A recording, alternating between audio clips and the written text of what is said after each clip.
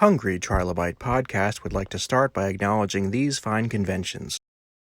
SoonerCon is Central Oklahoma's longest-running pop culture convention. The next event is scheduled for June 24th through 26, 2002 in Norman, Oklahoma. However, they need your help to put on the next event. Please visit SoonerCon.com to find out how you can help make SoonerCon 30 a reality. The Hellmouth Convention. The Hellmouth Convention is a celebration of all pop culture, but specifically things like Buffy, Angel, Firefly, and Dr. Horrible.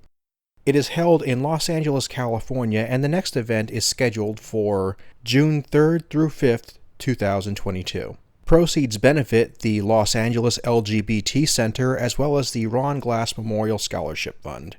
For more information, go to thehellmouth.org. On tap today, we have Jason Pollock from the Hi, I'm Jason podcast. How you doing there, buddy? Hey, thanks for having me, Aaron. I'm glad to have you here. Your name passed my desk, and I was interested. Right, I was like, oh, stand-up comic with a podcast. I already like that formula. It works well. But then I'm like, what's this? Go ahead. When you say stand-up comic with a podcast with such enthusiasm, it makes it sound like I'm doing something original. Well, no, but that's it. It's a known formula. It works as a natural connection between the two. And then it's like, wait, he's also wearing a Troma shirt. Okay. Oh, this one's Weird Al, but yeah. And yes, but the first picture I got was you in a Troma shirt, and Weird Al just takes it up to the next notch because I'm a huge Weird Al fan. One of the best concerts I ever saw, 2016, Mandatory Fun Tour, was just out of this world. The guy is such a whirlwind of talent. I got to see him on the Running with Scissors tour. I'm sure it was just as good. It really was. You can tell he is a class act, and that's something that even when somebody's not a fan of him, I just like everybody who comes into contact with him says he's just a really good guy to work with. I'm not sure why that doesn't get. Yeah. My wife and I met him at a convention, and nobody was at his table. I thought, oh my God, there's Weird Al sitting by himself. We got to go talk to him. Right away, she brought up Dr. Demento. She used to listen to him when she was a teenager, and I heard him back then. And he was so cordial and gracious. And my wife is beautiful, which is weird. Look at me, but I don't know, it worked. But I can relate. We both married up, but she doesn't like her picture taken. And he said, come on. I said, can we get a picture? He said, absolutely. And she said, no, I'll take the picture. He said, get in here, Laura. And with that, you can't say no to Weird Al when he yells at you like that. You got to go with the moment.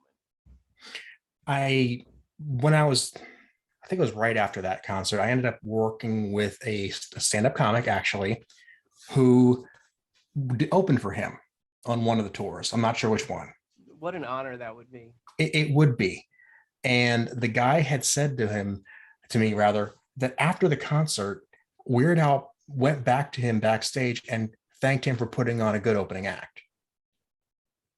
Wow, that is an honor. Yes, and generally speaking, musicians don't want the opening act to be that great because they want to have a low bar to beat. And to actually congratulate somebody on putting on a great show before your show just shows he's a good guy. That's great. That's confidence. Because when they do, I know comedians who behave like that, in both respects. Comedians who prefer someone not as funny to open for them, as opposed to destroying and then the headliner going, great, I have to follow that now. Son of a bitch. So what you were saying? What are the rules about cursing on your show? Please feel free. If it slips out, okay. No, I mean, it's marked explicit, so it is what it is.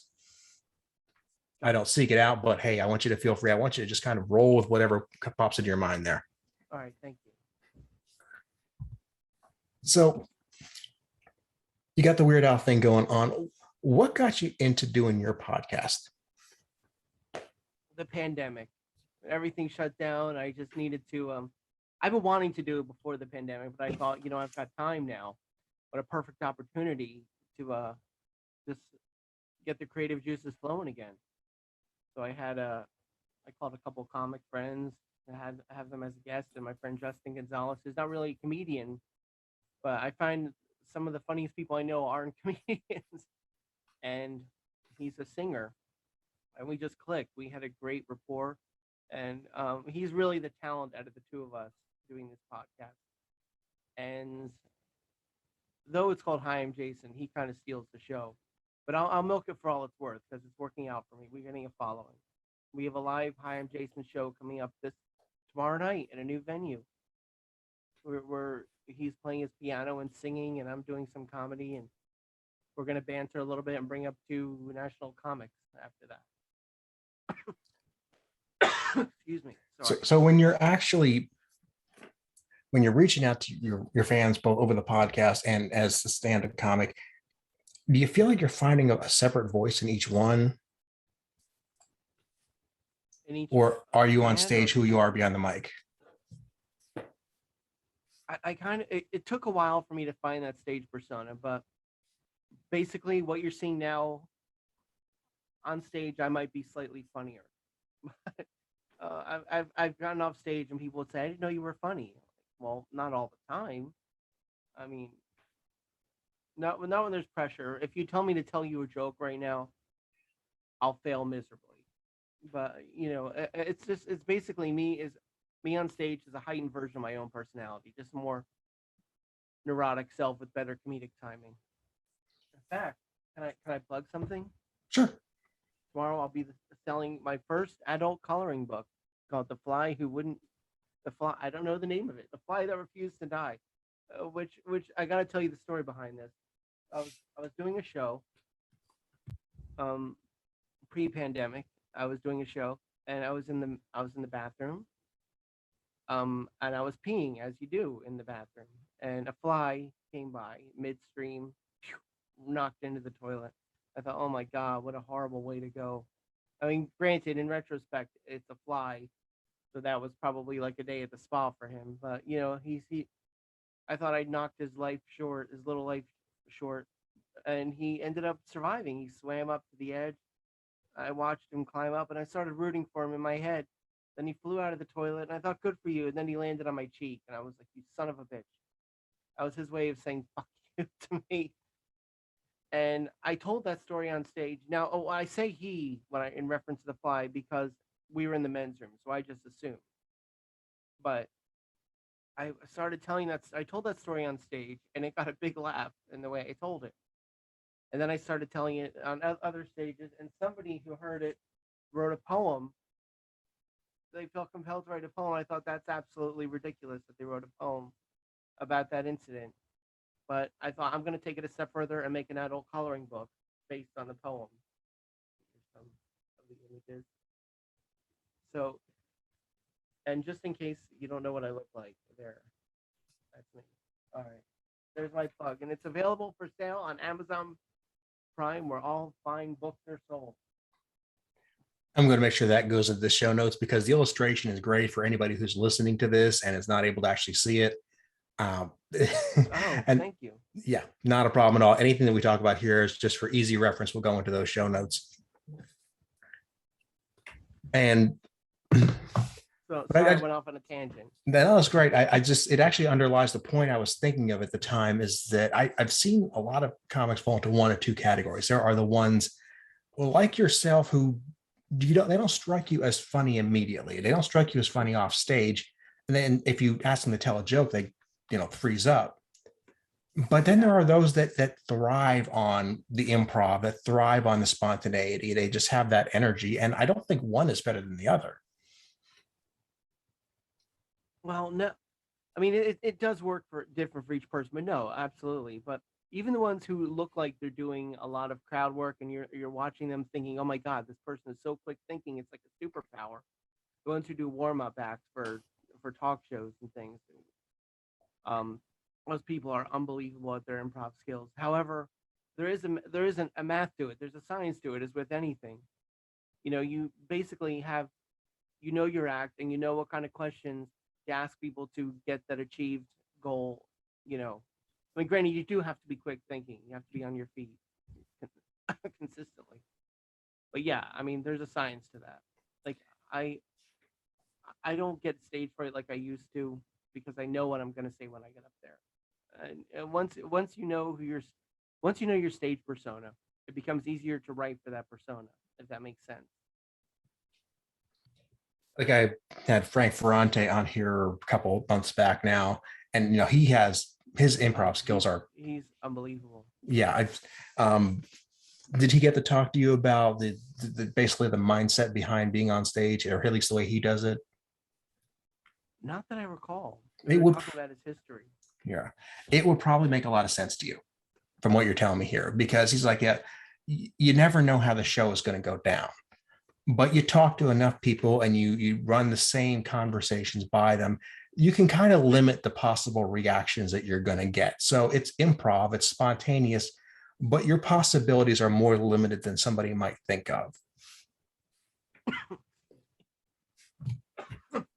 It sounded like you said something shocking, and I just had a reaction to it. What? How dare you? Did I crack the code? That's an acting exercise. Um, can you repeat that last part again? My cough distracted me. I said, did I crack the code? You did crack the code. Yes. How dare you? You should have left well enough alone, Aaron. I mean, a lot of people, when they're going out for an evening, they're turning their brains off, so they're not thinking of, gee, how can I trip this guy up, unless they're hecklers, in which case they shouldn't be all outside anyway. Exactly.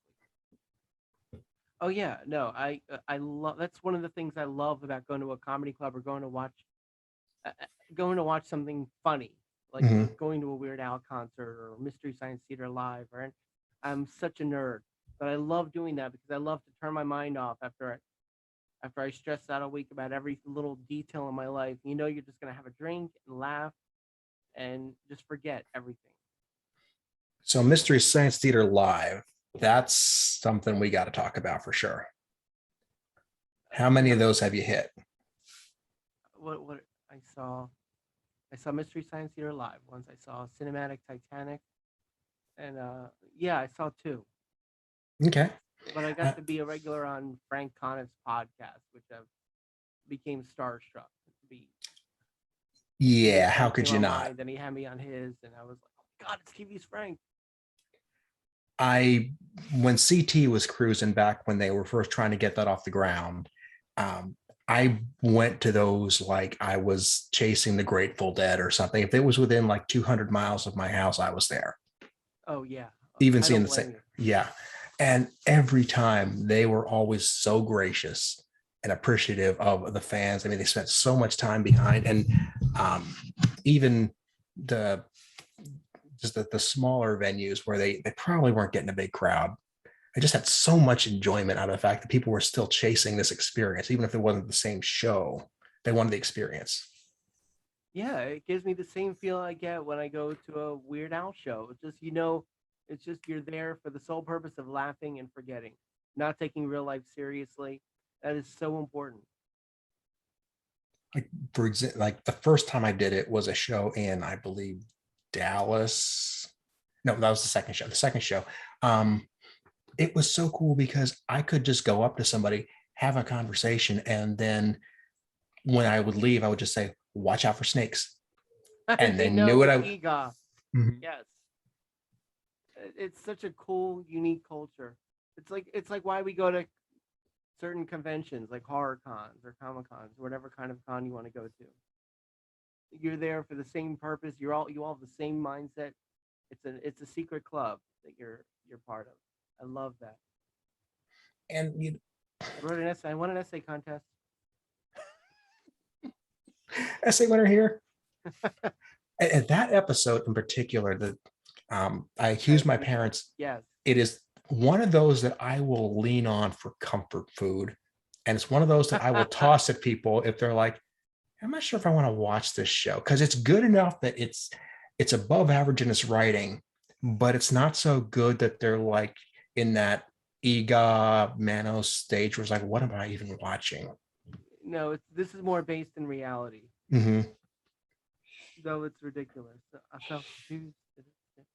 People were asking, what are your favorite MST3K types of movies? And like, is it the Godzillas or is it the monster movies? Like, no, I want those teenage angst movies. Oh, they're so good. Yeah. Mm-hmm. Violent Years. I accused my parents.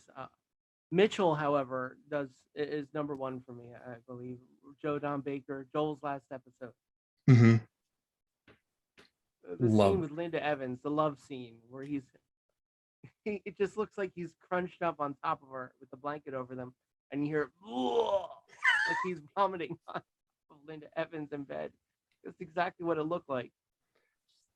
And just the fact that there's a bottle of baby oil there with no commentary. So ridiculous. And I say I've never actually watched it without the puppet, so there may have been an explanation for that bottle. I'd just rather not know.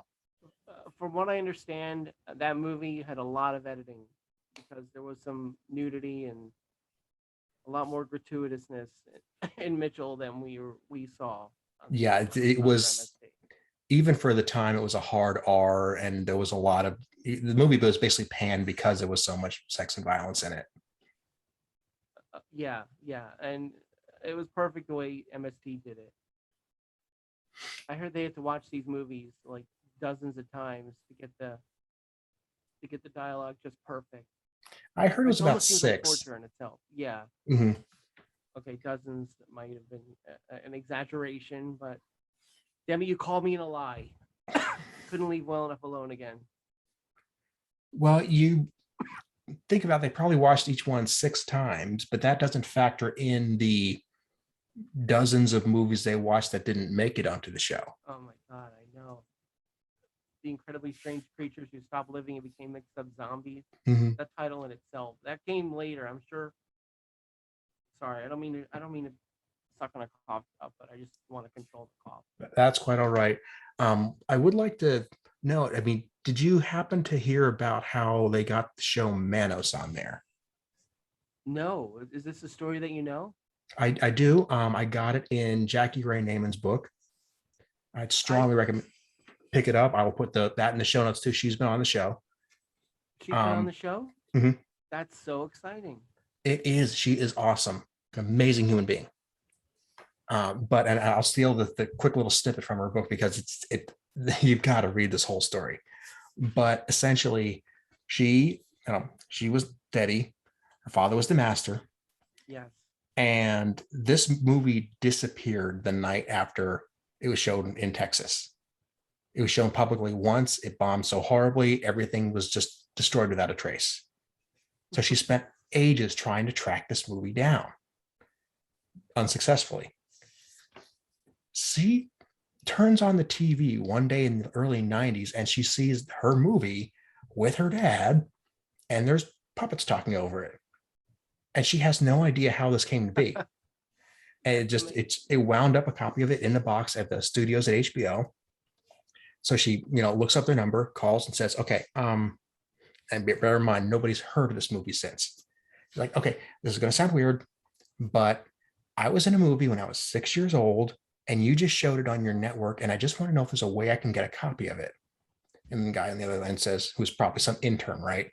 Like, what movie was it? Just Manos, the Hands of Fate. Dead silence. Oh my God, are you Debbie? She's like, yeah. Like, we're all big fans here. That's amazing. I'm not sure there's been a better delayed payoff in the history of the human race. It's great. I love that. There's only a handful of people that I could say the name Jackey Raye Neyman Jones, and we would know who we're talking about. Mm-hmm. You just said that. I took such joy that I knew who you meant. That is incredible. That story. She has done some great work since. She's a great visual artist. Does some painting, does some sculpture. Check her out on Facebook. She's got a lot of her work up there. Does some writing and is not a stranger to the camera right now. She's got some projects in there, as I understand. Didn't they do a sequel? They did do a sequel. Directed by Tonjia Atomic, also somebody who's been on the show. Strongly recommend it. Oh, because fantastic. Yeah, it's a legit sequel it's a good movie in that you can tell people made it who knew what they were doing, but it's a bad movie in that it's legitimately a sequel to Manos. They didn't forget where they came from. Oh, so that was intentionally bad. I don't want to say it was intentionally bad. It's just like they knew that they couldn't take it too far. It's competently written. It's competently shot. There's no weird bad dub dialogue, but it's a ridiculous story. Was there a Torgo Yes. spinoff? Oh, that's beautiful. Yeah. It all works. Excellent. All right. Yeah. You've given me an assignment. Yeah. Look up Manos Returns. Check it out. I think it's on Amazon Prime, if I'm not mistaken. I believe you're right. It was the last time I checked. Yeah, this needs to be seen by my eyes. Yes. Oh, that's excellent. And next time we converse, I will have seen it and we can discuss. Please. I found a fellow nerd. This is wonderful. And see, this is the MST3K culture right here, is that we are connecting simply on the basis of seeing absurd things and recognizing the absurdity of it. Yes. I think you would appreciate, I just was it a year before the pandemic or 2 years, I did my first trauma film. I was on set for 3 days for a movie called Shakespeare's Shitstorm. Mm-hmm. It's a take on The Tempest, as only Lloyd Kaufman can do it. It was it's really hard to explain, but my first day showing up on set to the trauma film, I walk in, it's a bar scene, and they said, "Hey, we're really glad you're here. They're doing an eating contest. They're gonna throw up real live vomit. So, I mean, you're welcome to watch, or you can wait in the holding area. It's up to you."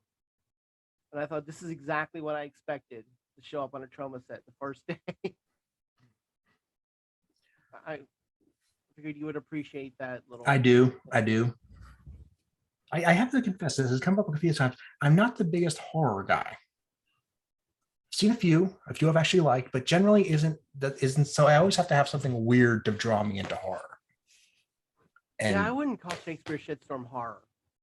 Okay. It's more or less just, I would say, weirdness, gore.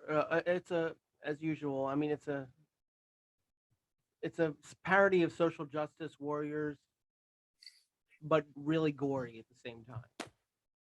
It's really hard to explain what this movie is, but it's very entertaining. Well, I mean, it's Lloyd Kaufman, so I get it. Right. I found under the umbrella of weird, gory, and that to me is horror, but I know it doesn't necessarily have to be under that umbrella. Yeah, and I'm still giddy over the fact that you're going to get my references. Mm-hmm. I know my conversation's all over the place, but it's so weird to meet someone like we've never met before, and I could say to you, "Sack of monkeys in my pocket, my sister's ready to go," and you know exactly where I'm going with that. Or if I say rock and roll Martian. This is amazing. See, this is why I need to hang out with more like-minded people. Hey, you've got my number. Keep in touch. Excellent. Because the thing is, we're talking about, it's almost a shorthand. That's what these things become. Like the episode Darmok from Next Generation. It's like they basically had a whole culture based on literary references.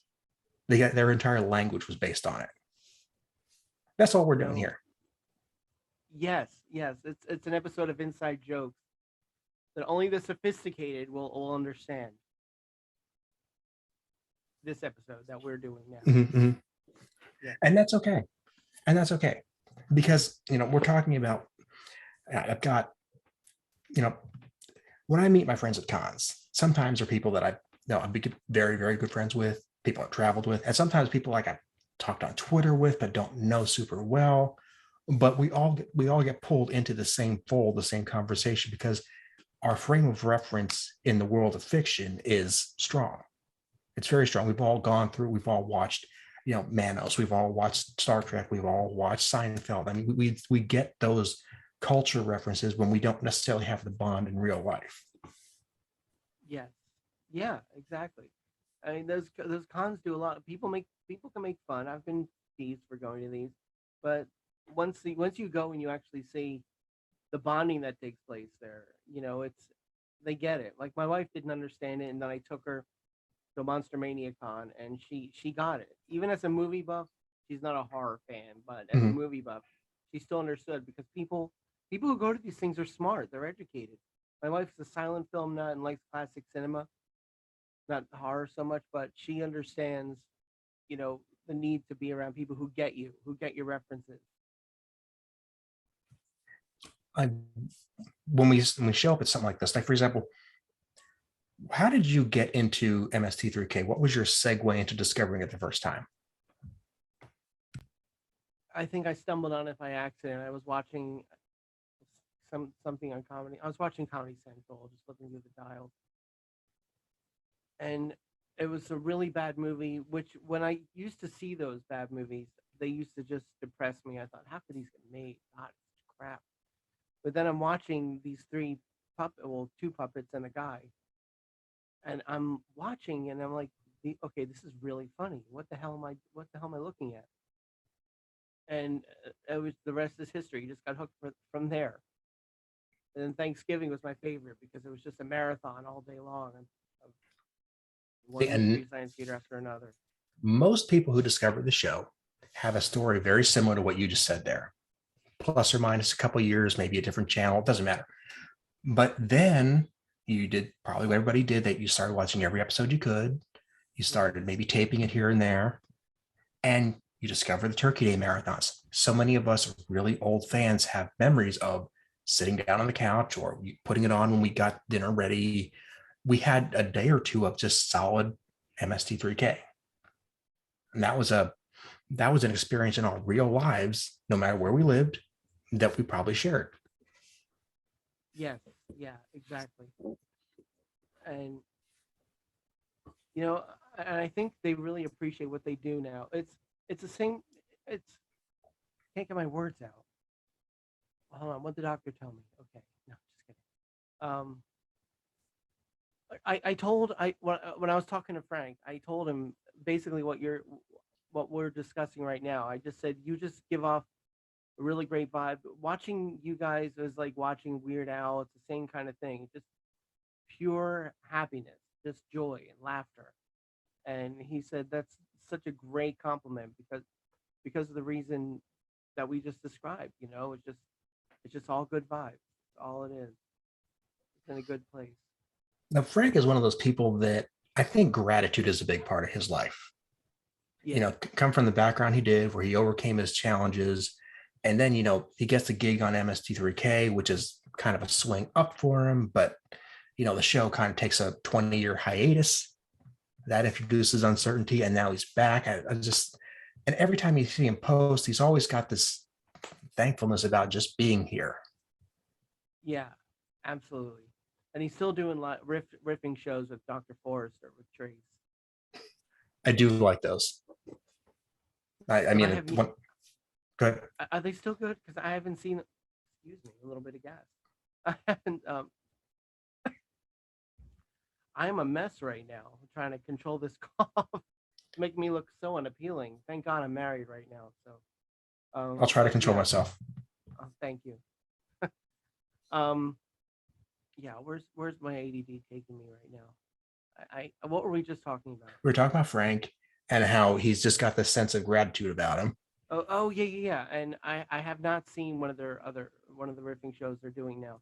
I know they're not doing any live shows yet because Trace is still afraid to go out due to COVID. Mm-hmm. But yeah, online, have you watched any? I've seen a little bit here and there. I haven't got a chance to look at their streaming network the way I wanted to, just for time reasons more than anything else. But I'm just excited that they're still at it because, back in the cinematic Titanic days, I mean, I just liked seeing those guys so much. First time I talked to Frank, I just had to say, because I thought I'd never see him more than once in my life. I was wrong on that part. But I just said to him, you did this little YouTube video I caught way back when, and I just thought it was hilarious, and I'm glad you did it. And just the look in his eyes of, oh my God, this dude saw that weird thing I did. And it's just, I'm like, this guy just put on this huge show. And I was stunned about that, but it's like, he was just glad that I watched his YouTube video. What was the YouTube video? It was referencing the writer's strike of 2008. He had dressed up like a multimillionaire and had just said that he was trying to protest these, the writers and they were getting in the way of his wanting to make millions and millions of dollars, which I just thought was a clever commentary on the whole thing, which really would have boiled down to. That's hilarious. It really was. And the way he did it was so great. I'm not doing it justice. I want to see if I can put it in the show notes. If it's still on YouTube, I will do that. Oh yeah, I'm gonna have to look for that if you can. I'd love to see that. Yeah, I mean, it's so far back, and it might not even have been YouTube. It might have been some of those other video sites that were around back in the day.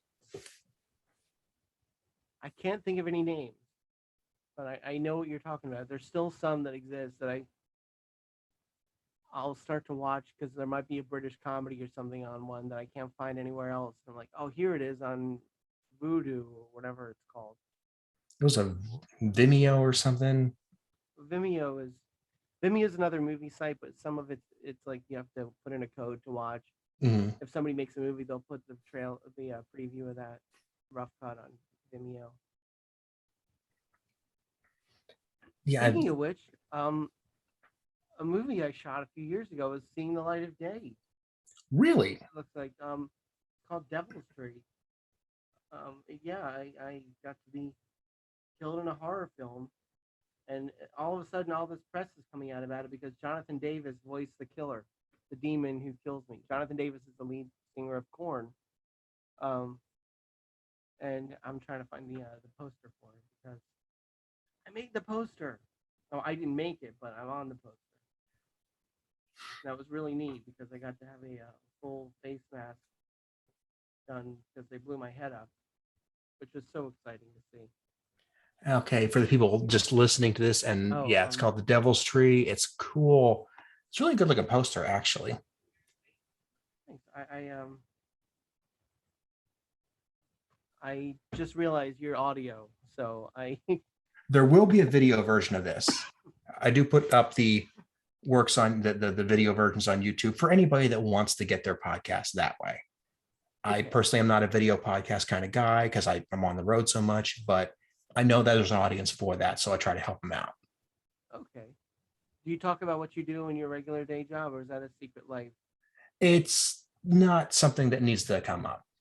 Okay, all right. We've all done process. I have an OnlyFans too, but neurotic dad bod guy. So yeah. I mean, if you want to find me on there, another means of. Well, I had an OnlyFans. It was just me eating cheese. And the fact is, I broke the system. I just had so much money flowing in that OnlyFans says we can't process this anymore. And I said, well, it's cheese, so you can anyway. And that was the end of it. And what was your favorite? Blue. It's always got to be blue. Really, blue? Oh yeah. The smell didn't bother you? Oh, I love blue cheese. Oh, blue cheese is good. Mm-hmm. So now you're making me want wings. Exactly. Yeah. If there's something about the mixture of blue cheese and barbecue sauce together, it's magic. I'm never going to lose weight because there's so much great food out there. Mm-hmm. I made it a point to run on the treadmill for a half hour before I came up here to do the show. I thought, okay, we're starting at 7. At 6 o'clock, I'm going to get some workout time in. Because, after an hour conversation or however long this goes, I need to veg out and watch television. Because there's nothing more relaxing than turning my mind off and getting lost in some weirdness out there on television. Fair enough. I was going to say, I hope you didn't think I was going to try to fight you. I would hope not. I wasn't planning on that. I've heard a lot of people do things to get ready for the podcast. Running on the treadmill is a first, so I'm going to consider that a victory for the day. Yeah, I figured it would stimulate the brain a little bit. Well, I besides comedy and acting and podcasting, I have a day job which I don't talk about much, but I do work in mortgages, which is okay. If you ask me how, what I do there or how, if I'm driving, I can't talk about it because it's really dangerous to talk about mortgages and drive. You're more likely to fall asleep or run off the road. But, that'll suck your mind juices right out of your body by the time 5 o'clock hits. So it's really important to get back into a flow, get the brain juices going again. Just so I can come on here and chat about nerdy stuff. which is really why we're doing the day job thing, is to give ourselves the resources to pursue this. Yes, exactly. And Yeah, that's I look at the day job as a means to be able to do what I want to do. and not only do you have that, there was a time that you had to choose one or the other. We didn't have the ability to just say, hey, let's set up an hour here and we'll talk about the stuff that interests us, and then anybody who's interested can kind of chip in and listen. It's the Yeah, great thing is that the podcast can be in anybody's ears a half hour from now, and they can be enjoying the same thing we're doing here. And we just talked about the Trauma fans, the MST3K fans, who are all interested in this kind of stuff and who all have these shared experiences.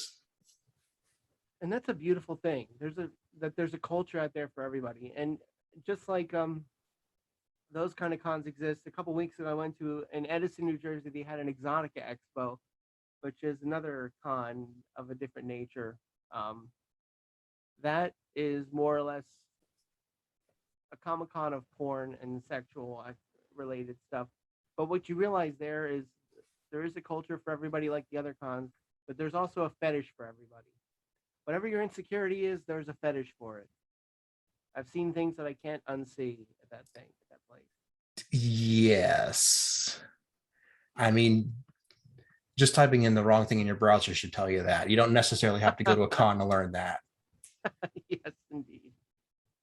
I mean, Rule 34 is there for a reason. Rule 34. Excuse me. I apologize about the cough. It's not COVID. I just feel like I'm inhaling dust every few minutes. It's been a bad Time of allergy year. year. Yeah. Yeah. So, and that's quite all right. That's quite all right. Thanks for understanding. All right, there we go. But yeah, in all seriousness, if you want to do an interesting con, there are facets of the porn industry I didn't know existed. There's one booth there that's for religious porn fanatics called like Jesus Loves Porn Stars. They cover all the gamut. They run the whole gamut of fetishes and porn, and now I there's just something for have everybody. when you're talking about that industry and you say you're covering all the gaps, I'm sorry, I just gotta I can't let that one slide. How did I let that one go? I didn't even notice I opened the door. You opened that door and said, come on in, the water's fine. And you know what? The water's not fine in that aspect. Let's say not all the holes are open, and I'll leave it at that. But, you Okay. know, I did see a few people I know at this con, which is really funny. Were they attending? Were they vending? Were they guests of honor? They were more or less comedians who live in the area who are just as embracing of that culture as anybody, I guess. One guy comes up to me, and this comic looks like a fat John Malkovich, and he comes up to me and has the nerve, like, I'm not offended, but he was telling me, oh man, there's too much cellulite. You know, I really like my girls, like, I like a perfect little specimen like that one over there. And I'm thinking, you have a lot of room to talk and criticize anybody right now with a head like you have. And like, I mean, I don't really condone that. What am I trying to say? He was just kind of a jerk, kind of yeah. annoying. And that line of conversation makes me very uncomfortable. I just don't want to be in the mood of, number one, I don't want to hear what you like and you don't like. It's like the least interesting thing you could possibly say. It was really uncomfortable. It was very awkward. I mean, And a lot of people who do judge have no room to judge. I think it's exactly. just taking their own insecurities and reflecting them on other people.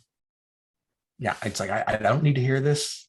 I'm uncomfortable with the fact that you're putting down this person for no benefit to anybody, except maybe to make yourself feel better. And I don't really care if you feel better, honestly.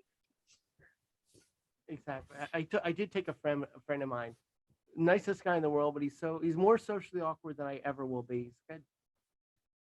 He just got divorced, which is weird because the fact that he was even married to begin with is so strange.